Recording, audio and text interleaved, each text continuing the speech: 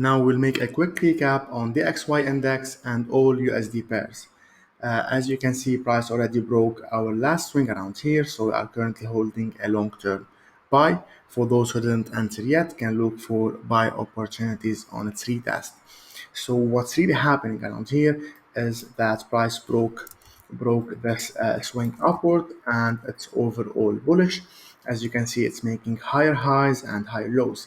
So now it's making a retest to make a higher high to be able to trade even higher. So as price approaches this area around here, which is our previous swing high broken upward, so now it's acting as a short-term resistance turn into support, and we also have this overall trend line giving us the overall direction of the XY, which is clearly bullish. As mentioned before, we will be looking for objective buy setups around here, and you can see this pattern over and over again on almost all USD pairs. So it's clearly that price is forming a trend line in red, as you can see.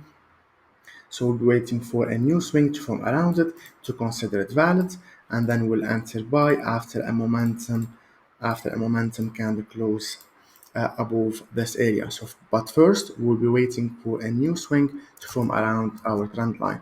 And if we go and check, let's say USDCHF, you will see the exact same pattern. On H4, price broke the long-term trend line.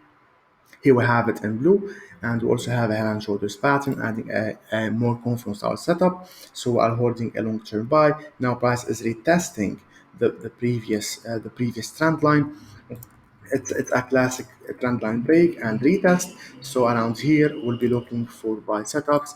If we zoom into H1, we can see the exact same trend line that we saw on the XY index. As mentioned before, we'll be looking for a third swing to form around our upper red trend line to consider it valid, and then we'll enter buy after a momentum candle close above this area. If we check Euro USD, it's exactly the opposite, as we have the USD on the quote side. On H4, as mentioned last week, price broke below this orange trend line and a blue descending triangle. So we are currently holding a long-term sell. We are expecting euro to reach this area to be looking for objective buy setups. Now price is retesting the broken descending triangle, and price can still reach around here or even a little bit higher to test.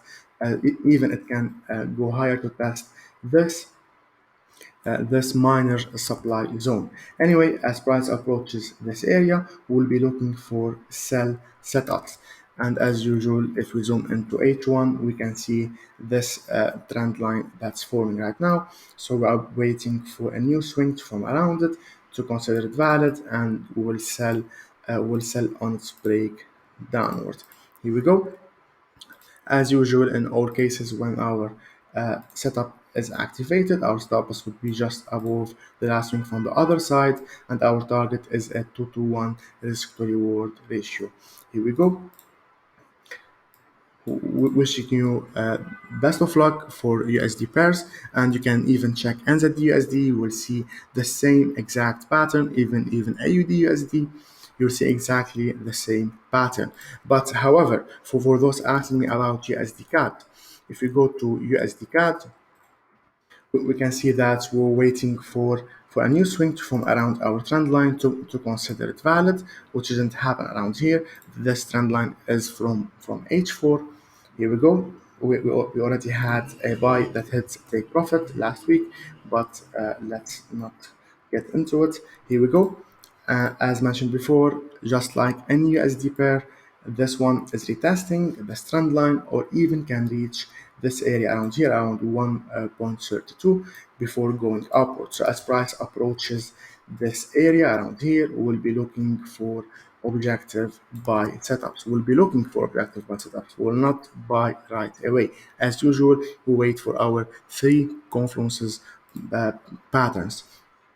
And for those asking about USD CAD on M30, we're waiting for a we're waiting around here. We're waiting for a third swing from around our red trend line to consolidate and on its break downward, which didn't happen. Price didn't break below the swing. Instead, it made a higher high, which deactivates our sell setup.